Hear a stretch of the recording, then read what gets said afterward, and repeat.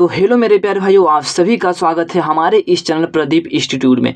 तो प्यारे भाइयों, मैं आज की इस वीडियो में क्लास 12th के केमिस्ट्री का महत्वपूर्ण नियम लेकर आया हूं, जो कि बोर्ड एग्जाम 2026 के लिए बहुत ही ज़्यादा महत्वपूर्ण होने वाला है। तो प्यारे भाइयों, ये आपके 4 महत्वपूर्ण नियम हैं।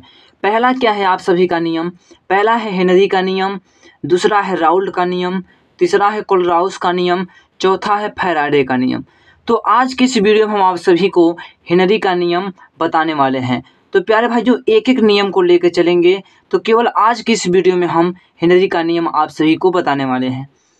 तो देखिए प्यारे भाइयों, आपके बोर्ड एग्जाम में ऐसे ही क्वेश्चन पूछा जाएगा। क्वेश्चन कैसे पूछा जाएगा कि हेनरी का नियम लिखिए तथा इसकी सीमाएं व अनुप्रयोग लिखिए। तो ये आपका 5 नंबर में पूछा जाएगा। क्या होगा? 5 नंबर में पूछा जाएगा। इस तरीके से आपके क्वेश्चन मिलेंगे। तो देखिए इसमें क्या है, हेनरी का नियम क्या होता है। हेनरी के नियम के अनुसार स्थिर ताप पर किसी गैस की द्रव में विलेयता गैस के दाब के समानुपाती होती है। जैसे मैं आपको यहाँ पर डायग्राम के तहत समझाना चाहता हूँ। जैसे समझिए, यहाँ पर आप, ये आपका कोई बीकर है। बीकर में क्या है, आपका जल मिलाया गया है। क्या है इसमें? जल मिलाया गया है, अर्थात विलायक बन गया है। तो जितना हम दाब लगाएंगे उतना ही क्या होगी, गैस की दाब क्या होगी, बढ़ेगी। तो यहाँ पर क्या कह रहा है कि जो गैस की द्रव में, जो इस द्रव में गैस की हो रही है विलेयता, वो गैस के क्या है, दाब के समानुपाती है। अर्थात जितना हम दाब लगा रहे हैं उतनी हमारी क्या हो रही है, गैस घुल रही है। इस तरीके का यहाँ पर कहा जा रहा है। तो हेनरी का नियम यही होता है प्यारे भाइयों। तो क्या होता है, हेनरी के नियम के अनुसार स्थिर ताप पर किसी गैस की द्रव में विलेयता गैस के दाब के समानुपाती होती है। क्या होती है? गैस के दाब के समानुपाती होती है। जैसे यहाँ पर देखिए, घुली हुई गैस की मात्रा, जो घुली हुई गैस की मात्रा है, इसके समानुपाती क्या है, गैस के दाब। गैस के दाब के समानुपाती है। तो घुली हुई गैस को m से इंडिकेट करते हैं, और जो गैस के दाब है इसमें, उसको p से इंडिकेट करते हैं। इसलिए p proportional m proportional p हो जाएगा। यहाँ से देखिए, फिर इसके बाद आगे क्या आता है आपका, कि यहाँ पर आ जाएगा m बराबर, ये जो प्रोपोर्शनल हटा जाएगा तो यहाँ एक नियतांक क्या हो जाएगा, KH हो जाएगा। जो P है आपका यहाँ पर रहेगा, जो गैस का दाब है। तो यहाँ पर समझिए, आपका जो KH है प्यारे भाइयों, यहाँ पर KH जो है हेनरी नियतांक होता है, और P जो होता है ये दाब होता है। किसकी दाब होती है? गैस की दाब। इतना तो प्यारे भाइयों आप सभी को समझ में आ गया होगा।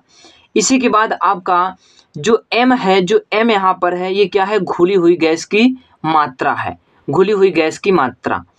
इसी के बाद प्यारे भाइयों आपका जो है हेनरी का नियम इतना होता है। इसी के बाद हेनरी के नियम की सीमाएं क्या होती हैं, इसको आप लोग समझिए।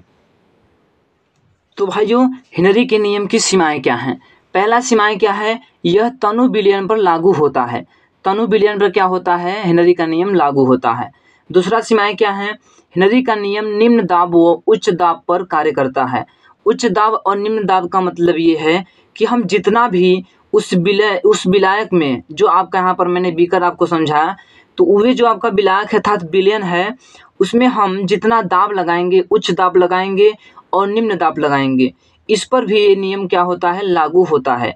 और तीसरा क्या है, यह नियम उन गैसों पर लागू होता है जो विलायक से क्रिया नहीं करते हैं। क्या होते हैं? जो विलायक से क्रिया नहीं करते हैं। ये नियम आपका किसके लिए लागू होगा? जो आपका गैसों से क्या होती है, जो विलायक से अभिक्रिया नहीं करते हैं। इसमें जो गैस होते हैं, इस बीकर में जो हमने समझाया है, उसमें जो गैस होते हैं वे आपके विलायक से क्रिया नहीं करते हैं।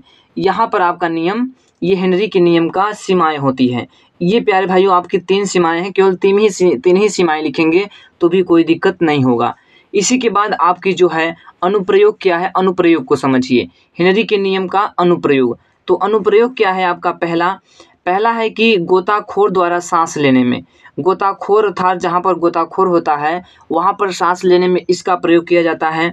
इसी के बाद आपका अगला क्या है, शीतल पेय पदार्थ के उत्पादन में, जैसे आपका शीतल पेय अर्थात ठंडा जल जहाँ होता है वहाँ पर भी इसका प्रयोग किया जाता है। इसी के बाद आपका अगला क्या आता है, तीसरा है फेफड़ों की क्रिया विधि में। जो फेफड़ा होता है, इसकी क्रिया विधि था, जो कार्य करता है फेफड़ा, उसमें भी इसका प्रयोग किया जाता है। इसी के बाद आपका चौथा क्या है, पहाड़ों पर पर्वतारोही द्वारा सांस लेने में। जब पहाड़ों पर चढ़ जाते हैं वहाँ पर्वतारोही अर्थात पर्वतों पर, तो वहाँ पर जो सांस लिया जाता है तो ये हेनरी के नियम का भी वहाँ पर प्रयोग होता है। ये आपकी इसके अनुप्रयोग है, यहाँ हेनरी के नियम का प्रयोग होता है।